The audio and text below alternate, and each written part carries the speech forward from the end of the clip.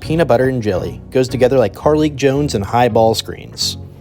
Yeah, not to be confused with jelly and jelly, which goes together like Hannibal Lecter and Clarice. Not sure about that one, Donnie.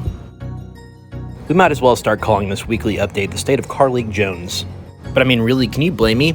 Jones is averaging more points per game than any Cardinal since Russ Smith in 2013. He's averaging more assists than any Louisville player since Peyton Siva in 2013. He leads the team in steals, he's fourth in rebounding, and he also happens to be a badass who wills an inexperienced team to victory night in and night out. He has scored in double figures in every game this season and seems to only get better as the game goes on. So why do we always talk about Carlik Jones every week? Because people are singing his praises, but I'm not sure we have started to fully comprehend just how historically great he's been for the Cardinals.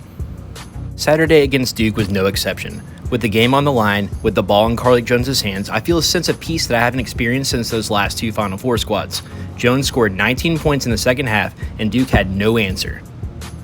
Meanwhile, we're seeing each week that the Cardinals are starting to take shape a little bit more every time they see the floor. Hey, that rhymed. David Johnson's game is becoming more and more well-rounded, and the Duke game was a perfect example. After having his coming out party in Cameron Indoor last season, Johnson was asked to take on a completely different role this season. Although he had 12 points, 8 rebounds, and 5 assists, more importantly, he effectively shut down and fouled out Duke's Matthew Hurt, who was absolutely on fire. Jalen Withers has completely blossomed before our eyes. A guy who came to Louisville a face-up 4 with handles has become a soft-handed big man, and Louisville's de facto third option on offense. Withers is learning to stay out of foul trouble, and we're seeing that his freakish athleticism can be a problem in the ACC. Finally, as Charles Menlin starts to suck up more minutes, we're going to start seeing more productive minutes from Sam Williamson and Dre Davis, which is only a good thing for the Cards.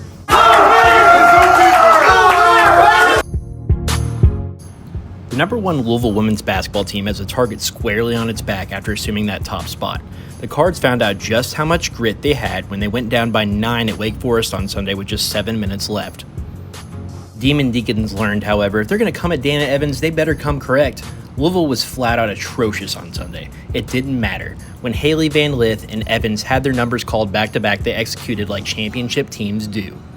Evans going against Conti. Wow. Got the basket and they'll get a free throw.